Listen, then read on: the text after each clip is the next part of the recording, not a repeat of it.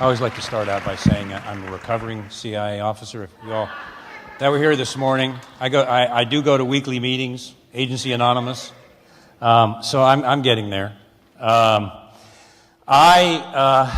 was a decorated CIA officer. That part of that is in the book, which we fought to get out. Initially, they told me I could never say I worked there. We fought them and we beat them on that one, and we got some things in the book eventually. I went on deadly assignments for my agency and my country. I loved my country. I was very dedicated to the agency. Some of those assignments, they told us we may not come back from. No problem. That's what we did. But the higher I got up in the agency, the more I began to see illegal, unconstitutional, sometimes criminal activity that the agency and some other sectors of the shadow government, I call it, were doing things that were illegal and unconstitutional. And I always have to say this: the United States Constitution is the supreme law of the land. It supersedes every other law in the U.S. criminal justice system and the judicial branch. That's worth remembering. When the U.S. government violates the Constitution, they are committing multiple felonies based on the foundation of our government. We must always remember that. So, as a federal agent, I had to swear an oath to the Constitution to defend the Constitution and our country against enemies, foreign and domestic. The problem was there were some that were domestic, and there were some that happened to be in our own government. So I had to make a decision. Was I going to uphold my oath to the Constitution, or was I going to shrink back? And for me, it was an easy choice. I chose to stand for the Constitution, and that's why I'm here this evening. We have to. If it's because we have been so busy with our lives, just trying to survive, that they've been able to get away with doing what they've done. This is a wake-up call. This is an alert. This whole conference and the one that's subsequently going to come after this is a wake-up call. It is almost too late to stop what is now a post-constitutional government. The people are no longer ruling in our country. The government, in a tyrannical form, is now ruling the people by subversion, force, and fear. Sadly, that's what we have today. The reason I am here is the question is always asked, where are the whistleblowers? If there is a covert geoengineering program, why aren't people coming out and blowing the whistle on it if it's so dangerous? The NSA surveillance program, if it wasn't for Edward Snowden, who both the Democratic and Republican Party have come out publicly and said they want him assassinated. If it wasn't for Edward Snowden, would we know about the NSA spying program that was collecting 1.5 billion pieces of information on you and me and our telephones and our internet communications, our emails? That's what they were doing, not on terrorists, on us. And they were storing it in the Utah data center, which is still there forever. So if there's something you do later on that they're not real happy with, they've got your emails, your text, your cell phone conversations, and everything's still stored in the database. And all that stuff, by the way, is still there on you, not on terrorists. Every single American citizen. So this is what we have here. We have a government that is functioning outside the Constitution. This is the size of the secret government. I call it the shadow government. There are some people call it the deep state. Take your pick. Same thing. We've got the CIA, functions covert programs. They're probably the most out of control because their charter is so loose. The IRS has covert programs. FBI, Department of Defense, Department of Homeland Security, Department of State, Department of Justice, the NSA, and I have added the National Weather Service and NOAA, because as Dane, I think, told you, the National Weather Service and NOAA are now binding their employees with secrecy agreements so they cannot talk without penalty of prison about some of these climate programs that they're doing. That's called a red flag. That's what we're facing. Here is the first whistleblower. John F. Kennedy. The very word secrecy is repugnant in a free and open society. One of the greatest speeches ever given in terms of the Constitution. And there is a very grave danger that an announced need for increased security will be seized upon by those anxious to expand its meaning to the very limits of official censorship and concealment. That was a prophetic message by John F. Kennedy. April 27, 1961. We all know what happened to him in 1963, don't we? They had identified, John F. Kennedy and Robert had identified mafia connections within the CIA. There was an assassination program. They engaged in the Bay of Pigs without his knowledge. He had come out publicly and said he was going to break the CIA into 1,000 pieces and dismantle it. And then in 1963, we saw what happened. 9/11, we don't have time to go into that. I just want to say this. I teach criminal investigations at a university. 9/11 was immediately labeled a terrorist event, and there was a reason for that. When you label it a terrorist event, it stops any sort of criminal investigation right in its tracks. If they would have done a criminal investigation of 9/11, it would have uncovered things that would have painted a whole different picture about why those buildings came down. I would encourage you to, architects and engineers for truth have done an outstanding video about Tower 7. Tower 7 was not hit by a plane, and it came down under controlled definition. Now, I'm a former CIA analyst, and I'm saying that based on a whole lot of research. That was not done by a plane. And just finally, when the towers came down, hundreds of tons of metal, steel, marble, and concrete turned to dust before it hit the ground. So much so that there was almost no seismic activity when the buildings hit the ground. It was all dust. You can see steel girders as they come down, if any of you have seen that, literally vaporize and turn to dust as they fall down. That is not natural. All we're going to say there. I recommend you look into a criminal investigation of 9/11 and get past the terrorist narrative, which has been a favorite one for decades. Where are the whistleblowers? I come from the belly of the beast. I was an interviewer, interrogator. I was a counterintelligence agent. I was a polygraph examiner. I was an internal investigator, and I was on and on and on. And so I know this system, and I know it well, and then I experienced it personally. Why don't people come out in these secret programs that they know are illegal and unconstitutional? Why don't they come out and blow the whistle and tell people what's going on? Well, this is why. The U.S. government, every secret operational program that it has, forces the employee or coerces the employee, the person, into signing what is called a secrecy agreement, non-disclosure agreement. Now, back in the original days, the secrecy agreement was created to protect legitimate sources and methods, military technology and things like that. That was okay. That was fine. The secrecy agreement protected us when we went out on the field, because if they found out who we were, we wouldn't just be killed, we would have been tortured. So it protected our identities, protects the identities of troops in the field doing movements out during wartime. That's how it started. But it's been taken and it's been turned into a monster where the secrecy agreement is now being used as the ultimate tool of intimidation. Every employee that gets a job and obtains knowledge of these covert programs, the Air Force geoengineering program, in my opinion, has to sign this agreement. What the agreement says is, if you disclose anything that you know about this program, you can be terminated or you can force criminal penalties. In other words, you can be put in prison. Good friend, we hope will be speaking at our next event, was put in prison by the CIA for 2 years. That he exposed the torture program, which was a lot more than waterboarding, folks. As a matter of fact, they got almost nothing out of waterboarding. People died. It was bad. Anyway, he came out publicly talked about the torture program, made one mistake, one wrong word. They convicted him, John Kirikow, and they put him in prison for 2 years. Modern day hero. Just got out. So served 2 years for coming out and trying to alert people about what was going on. I was talking to somebody in the back. I have to watch every single word I say because they are just waiting for one thing. And so it's a constant screen. You don't want to give them any ammunition to put in their gun. So there's binding power, penalties, and threats for the secrecy agreement. That stops 99% of the people right there. Oh man, I'm not going there. I'll just look the other way. I don't want to go to jail. I don't want to lose my job. I don't want my life destroyed. Now, there is a massive, mammoth, complex, secret mechanism in the U.S. government. It's called the intelligence community. It is so powerful that not even the Congress or the Senate can control it. Matter of fact, it controls them. It does whatever it wants.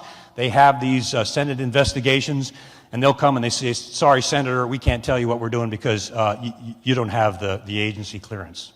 And that's where it's shut down. Benghazi is an example. The NSA surveillance program is an example. Where did those go? Nowhere. And I sit on the Citizens Commission of Benghazi, and that's a whole other story, maybe the next conference. Anyway, It began in 1948. I talk about this in the book real quickly. An Air Force B-2 bomber had 4 RCA civilian engineers on board. The plane went down in a horrible accident. A couple of the pilots parachuted out. All 4 engineers were killed in a horrible crash. The widows of the engineers demanded to know from the Air Force why the plane crashed and why their husbands died. The Air Force came back and said, well, we can't tell you that because it's secret. Turns out it was gross negligence on behalf of the pilot. Drove the plane into the ground. Hit the wrong flaps, hit the thruster instead of the opposite, and literally drove that bomber right into the farmland. I've been to the site. I have pictures of it in the book. So the families pushed it and said, no, it wasn't classified. You can't do that. We're suing you for the death of our husbands. So the United States government, the executive branch, created what's called the state's secrets privilege. The state's secrets privilege was literally, the wording was derived from the monarchy of the King of England, which gave the King of England absolute power to shut down any case they deemed was unacceptable. Just shut it down. The state secrets privilege was used to shut down these 4 widows' case. It was shut down. It was sealed in federal court so that no one, including Congress, the Senate, and their attorneys, would ever see it. That's where this all began in 1948. And it's gotten far worse from there. People who have been made sick, or their family or anyone else, they have lost all their rights to due process. They're not told that. I found that out the hard way when I tried to sue the government, and they came back and said, sorry, pal, you don't have any rights. So I took a different course, which I'll tell you about here in a moment. So that's how they shut them up too. There is within each federal agency, now remember, since 1948, this procedure has been perfected. It is a science to destroy a whistleblower from the very beginning. They come to a supervisor. They may even have the courage to call their congressman or senator about this illegal operation. And the first thing that happens is they start getting promotions denied, even though they're top performers. Their promotions are denied. They're given embarrassing assignments where they're put in the corner of a building somewhere so that everybody knows that they're being penalized for this. If they continue to blow the whistle and push it even farther, they'll do things like this. I have seen this personally. They'll raise the interest rates on the credit union loans so that their cars and other loans are unaffordable. If they try to pull out their retirement funds to provide for their family, and especially in the case where they've been driven out of the organization will block their retirement funds so the family will be destroyed financially. Now that is a felony. For a federal agency to deny the retirement funds of an employee is a felony. I've seen them do that. And it was an interesting case. They will do that. Now, another thing that they will do, just so you all know this, and I want the public to know this too. What they'll do is they'll say, okay, we can see that you're very stressed out by all this, and we want to help you. So we're going to refer you to the Office of Medical Services so you can undergo some psychological counseling to help you sleep at night and make you better and get rid of your anxiety. So we're going to set up an appointment for you to meet with a psychologist. Now, where do you suppose that goes? The interview's over, the document is falsified, employee is paranoid, obsessive, compulsive, and disgruntled. That goes in the file, so if it ever does get to the Congress or Senate or court, they pull out and say, well, look, he or she went under an evaluation and they're basically unstable, end of story, shut the case down. Part of an intentional process. It is a campaign. Inspector generals, you guys, you know that every federal agency has an IG, an inspector general, right? They're created, supposedly, to oversee that agency and keep it out of criminal activity, right? Well, wrong. A lot of inspector generals, now I have to give some kudos to the state IG because they helped me expose one particular operation. My agency's IG, I submitted a 15-page complex documented report documenting my family was exposed to toxins. My wife was bleeding out of her gums. She was bruising all over her body. She had lost her short-term memory. She was on morphine because of severe headaches because of the toxins they didn't want people to know about that she was being exposed to. That's what they didn't want people to know. So I submitted this document to the IG. Look, I did secret tests. I ran samples out to certain reputable universities. I secretly flew my son out for medical evaluation with a well-known immunologist. I got it all back, put it all together, went into their desk, laid it on there and said, tell me there's no toxins on this base. So they got the IG involved. We go into the big meeting with the IG, and I said, bring out my investigation, my report. Oh, well, we don't know where it is. Now, I've been told by other officers that the roof was being raised off headquarters because of this case. Reporters were calling from all over the place trying to get information. The headquarters was freaking out. They knew darn well what this case was. So I pressed them. I had my two courageous attorneys there, Clint Blackman and George Hardy. And I always say this, God bless you guys. I love you, man. They had courage, and I hope someday they get the credit for that. But we got the IG finally to pull out my investigative report that had all this evidence in it. What did we get? We got a one-page document written in someone else's handwriting that said that there was no problem at all, and their investigation had revealed nothing. So, are IGs always objective and honest? If they have interest in that organization, I can tell you right now, no. Should be, but they're not. Because of all of this, within these federal agencies, the NSA, the CIA, the DI, any agency that, especially the covert agencies that engage in nefarious operational programs, there is a culture of fear. You guys out there that still work there know what I'm talking about. Everyone, I used to call it the paranoia palace. Everybody inside there is afraid of saying anything because they know about this system. They will destroy you. They'll destroy your career, they'll destroy your finances, they'll destroy your family, they'll take you all the way down as far as they can, even from the outside. You remember Gary Webb, who exposed the CIA drug running operation down in Central America? Anybody know about that out there? Gary Webb eventually was driven to suicide. Remember that? Did anybody see the movie? Yeah, you see the movie. They destroyed his career, his reputation, his life, his family, and then he was found dead of a gunshot wound in a hotel room. The perfect crime. Drive him to suicide, and there's no culpability, and your problem is gone. Frank Olson jumped out of the CIA LSD program, jumped out of I think it was a 6-story window of a hotel room, committed suicide because he had found out that the CIA was drugging people with LSD without their knowledge. What a coincidence. Frank commits suicide. John F. Kennedy again. How far will they go? Will they go that far? I think we all know the answer to that. And in a constitutional government, that's alarming, at the very least. Now, they tell us, well, 2012, the Congress and Senate came out with, we're going to take care of this.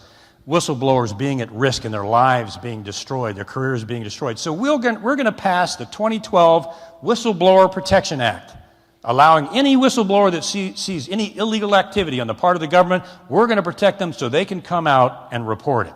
Sounds good, doesn't it? Sounds like a good thing. What they don't tell you is if you read down through the act, anybody that has signed a secrecy agreement, is involved in any covert government program, or handles anything classified is not covered by the Whistleblower Protection Act. They have no protection. They are 100% at risk. And there are some that have come out thinking they were protected by this, and they were not. And they were penalized. That's the whole idea.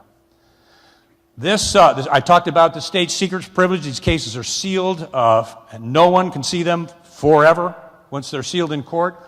And this was kind of the most disconcerting for me. There are certain major newspapers, of which if I mentioned their name, you would know them. These are national papers that are communicating and directly connected, in this case, to the CIA and in some cases to the NSA. So, if a whistleblower decides, I'm freedom of the press, man, I'm going to the press and I'm going to report to the press this illegal stuff that I've seen.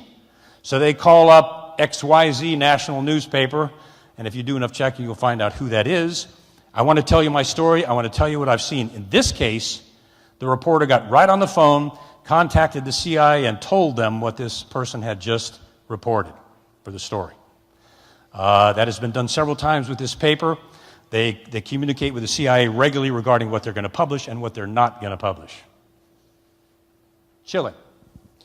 I call this massive structure the shadow government. Another fellow calls it the deep state. Take your pick.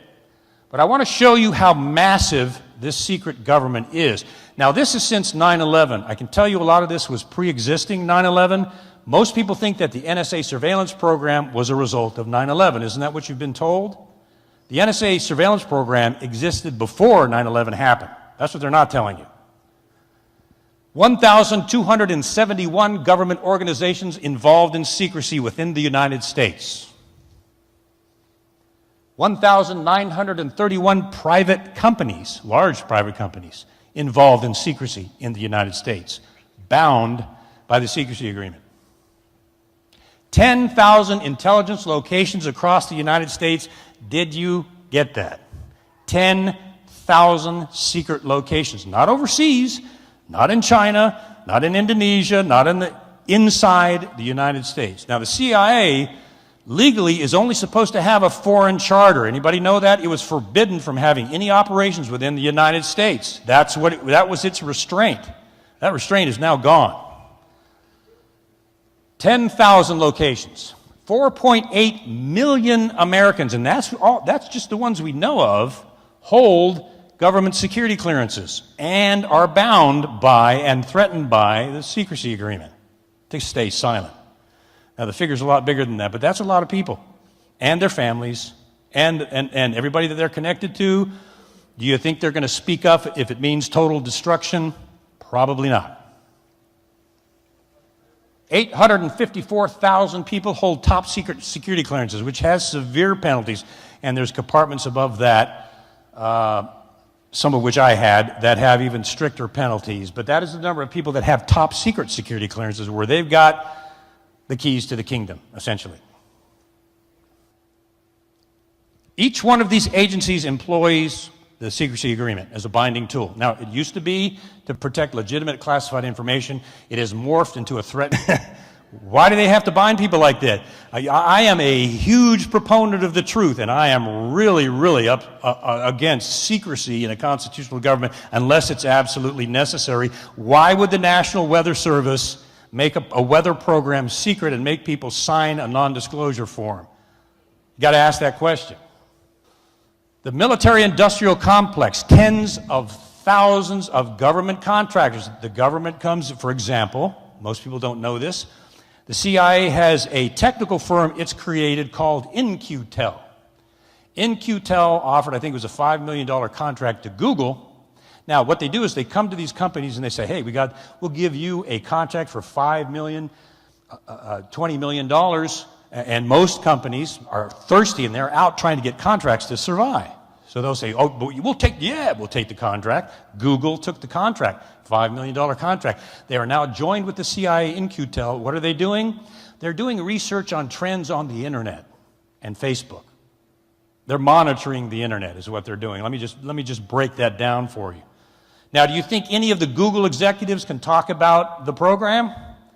Do you think maybe they made them sign an agreement before they got the $5 million? Yeah. Why don't you hear anything about that? Why isn't Google saying anything about that? Well, that's why. Employees at every level. If you've got big-time Beltway bandit government contractor X that gets a covert agency contract, they are bound to sign the secrecy agreement, and every employee at every level on that contract has to sign the agreement. Secretaries, logistics people, of course the CEOs, people that run the copy machines, all bound by the secrecy agreement. Thousands and thousands of people. You see the number of people that are bound by the government out there? Are you kind of getting that picture? It's a lot, and that's just the ones that we know of.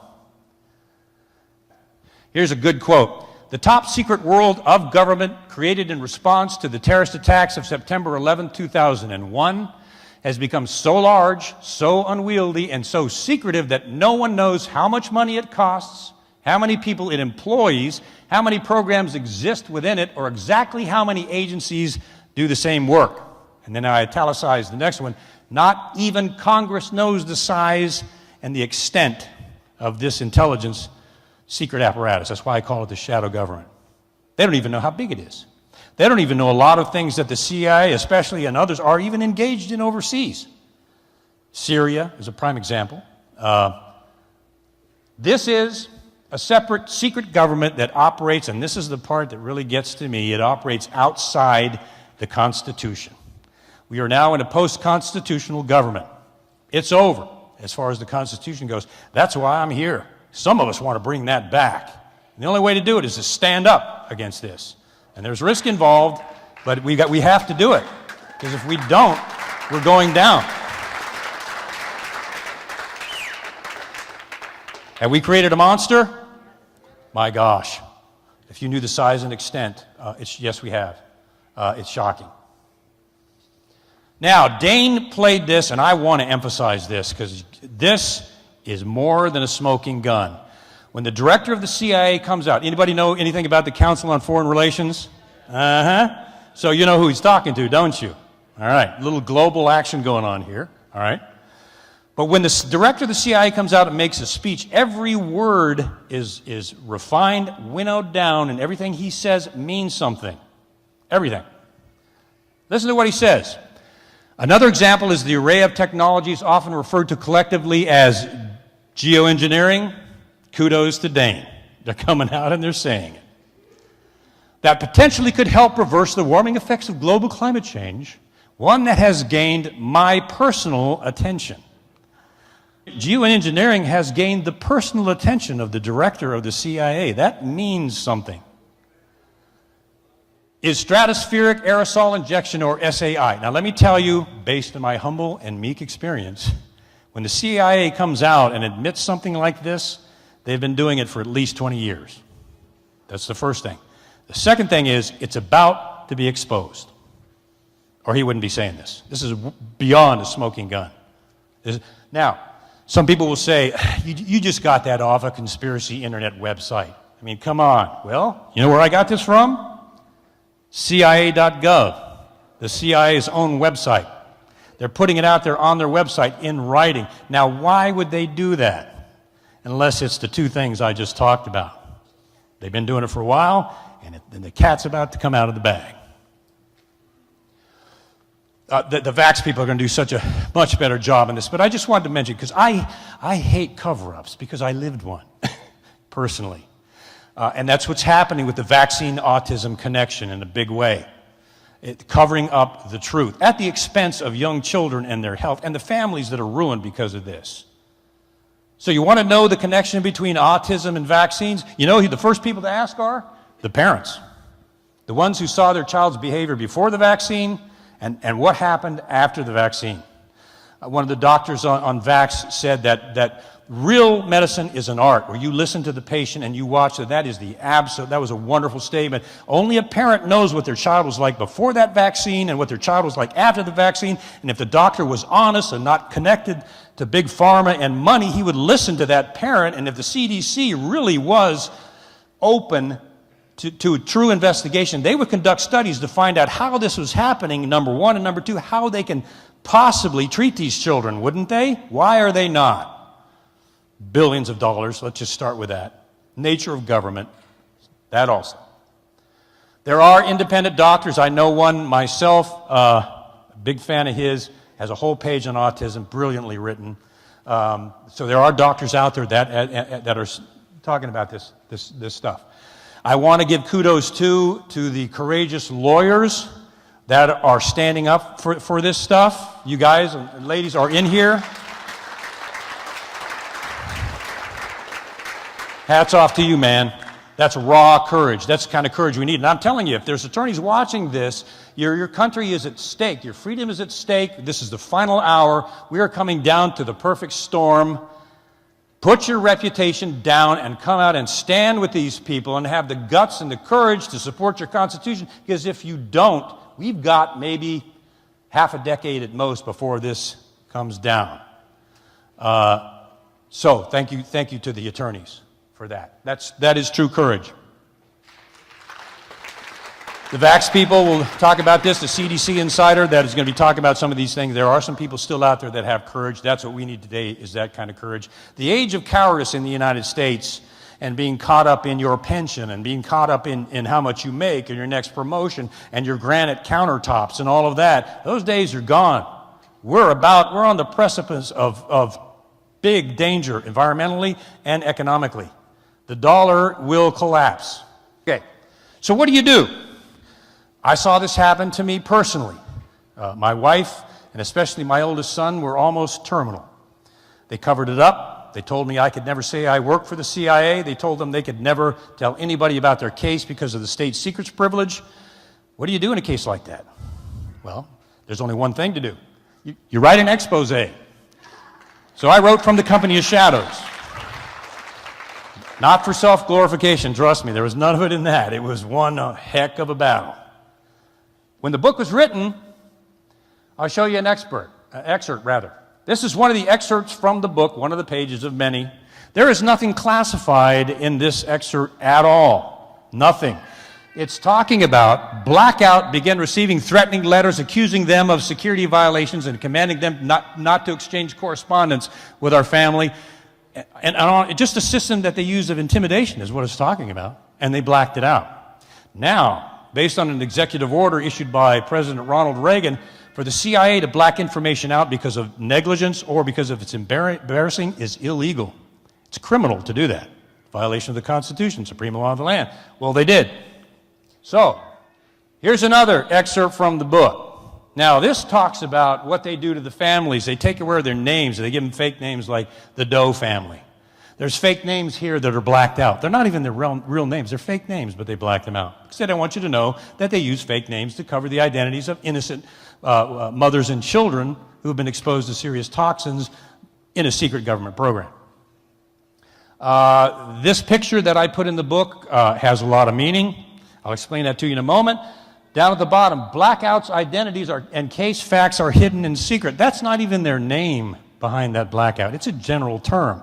They didn't want anybody to know that they do this to civilians. Real important. So what did I do? I call this in chapter 25, the tyranny of secrecy. We have a tyrannical government that is now functioning with a huge abuse of secrecy and silencing anybody that will stand against it by classifying everything. This photograph here, when I wrote the book and they blacked these things out, I had a decision to make. What am I going to do about this? I swore an oath to the Constitution. Who's going to win? Government intimidation or the Constitution? Well, it's a painful choice, but it's kind of an easy one. So I built a code into the book. I refer to it as a shadow code. And there are things in it like this. This shadow is the actual shadow of the young man that almost died from this toxic exposure. They didn't know whose shadow that was. They do now. Down here, it says, my family was devastated by our government's abuse of blackout. They don't want you to know how they tried to silence me. They blacked it out. Although it's out there in the public in other places. There's studies this thick written on that thing. So I built a code into the book. It's a numerical code, and it weaves through there. And if you follow the numerical sequence, it opens up what these blackouts actually say and what they use to try to silence our family. Okay? I learned one thing. If you play by their rules, they will destroy you. If you realize that freedom is only in the truth and you come out full bore and just lay it out there, that's probably why I'm still alive today. You go out on the internet and you see things like, I'm surprised this guy's not in a dumpster. Well, I'm still alive because I came out. I have this thing called the Constitution and freedom of speech. I came out full bore and made this stuff public. If you fear them, they have you. That's how they do it. They manipulate the American people through intimidation and fear. Do not fear. If you don't fear the government, you're truly free. So, as I wrap this up, this is a time for courage. As I mentioned, the age of cowardice in the United States or being too busy trying to survive, those days are gone. The environment is collapsing. Our economy is on the verge of collapse. The federal government has programs in place that when the economy does collapse, to take care of civil unrest in a very extreme fashion. Some of you know about that. It's a very serious time. It's a time for courage. It's a time for truth. Secret activity, especially illegal secret activity, is like scorpions and cockroaches.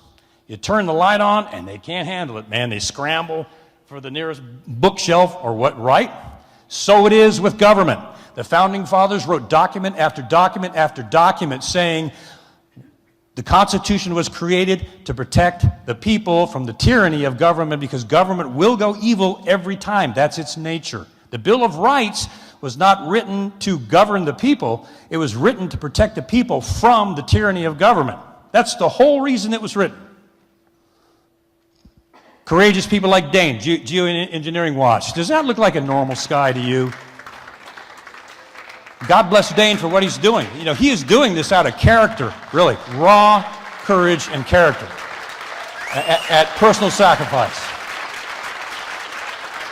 And I'll have to tell you, Dane is the one that got me to come back in from the wilderness, from off the grid, because I had seen this go up to such high levels, and I know some of the penetrations in the media. I had just had it.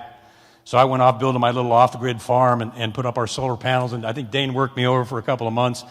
And finally I said, you know, this guy's really a man of integrity, and I'll do it. And that's why I'm here, honestly. It's because of Dane. So I thank you, Dane. I appreciate that. Amen. I have to sit, my wife and I have to sit on our beautiful off-the-grid farm, get up in the morning, and we have to see this sky over Vidalia, Georgia. What used to be a beautiful blue sky, we have to sit there and watch this on a Monday, 94 degrees centigrade, 9 o'clock in the morning. Tuesday morning, it's not there. All those trails are gone. There's an ongoing joke I have with my wife. I'll lean to Sue and I'll say, man, it looks like they canceled all the traffic, air traffic over Georgia. There's no condensation anywhere. You see what a joke that is? One day, the laws of physics are one way, and the next day, all the laws of physics change. One day, there's trails. The next day, they canceled all the flights over Georgia. You know, I mean, come on. How ridiculous can it get? But it ruins our skyline. You know, went off the grid out in the wilderness to get away from government tyranny and all the ugliness I've seen, and now I have to sit on my front porch and see them do it again in the sky. We have got to bring the truth in about autism. There are kids suffering. It is now, by all scientists read, it is an epidemic, exponential epidemic. This is so serious. We've got to stop accepting the intimidation, the career destruction, the attacks on reputation, and I've got to give the vax people, I love people that have the guts and the courage to take the heat that the establishment is throwing at them and keep going anyway. Call me what you want, pal. I'm going to keep going, and nothing's going to stop me. That's what they're doing. And you don't know how refreshing it is for me to see that, having kind of been alone for several years in this. All right, we have got to stop government's tyrannical overreach of our entire lives. They've been following, bugging, and eavesdropping on every single thing that we do for way too long. They've been scaring us and intimidating us into not rocking the boat for way too long. I like to put it this way. You got a neighbor who comes to you and says, hey, two guys from the Lions Club were knocked on my door. They're asking questions about you. Okay, no big deal. What if that neighbor comes to you and says, hey man, two guys from the CIA knocked on my door and they're asking questions about you. How are you going to feel? What are you going to feel? Fear. That's their weapon. Another analogy I like to use is these agencies, the CIA and others, are like the Wizard of Oz. Remember that movie? I'm big, powerful Oz. Lightning bolts shooting out of us. You will not mess with me or you will be destroyed. And then the dog pulls the curtain away and there's this little tiny guy in there working the levers. That's our government. They want us to be scared of them with this big, mean face, but they're a bunch of little tiny bureaucrats pulling levers trying to make you afraid of them, and that's how they do it. What do we have? What do we need to bring back is this. We, the people, are supposed to run our government, not the other way around. They are supposed to work for us, not us for them. And the only thing that's going to change this is courage.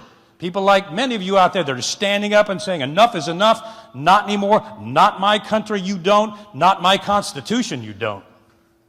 I want to leave you with one final thought. Please remember this, because this is what it all comes down to. I learned this personally. As long as I feared them covering up this case, not only were they winning, they were breaking into my house, they were drugging my dog, they were painting chemicals on the ceiling. But once I decided I'm not going to be afraid of you anymore, I'm coming out full bore, and I'm coming out against you full bore all the way, that's when things started to work on our side. And that's when we started to win, and that's how we got the book out. When I made that decision, I will not fear you, the last thing I told them was this, and then I'll put this quote up. Last thing I said to them, I said, the same courage that made me a good CIA officer here with you is the same courage that is enabling me to stand up against you now. And that's the last thing I told them before I walked out the door. And they know it.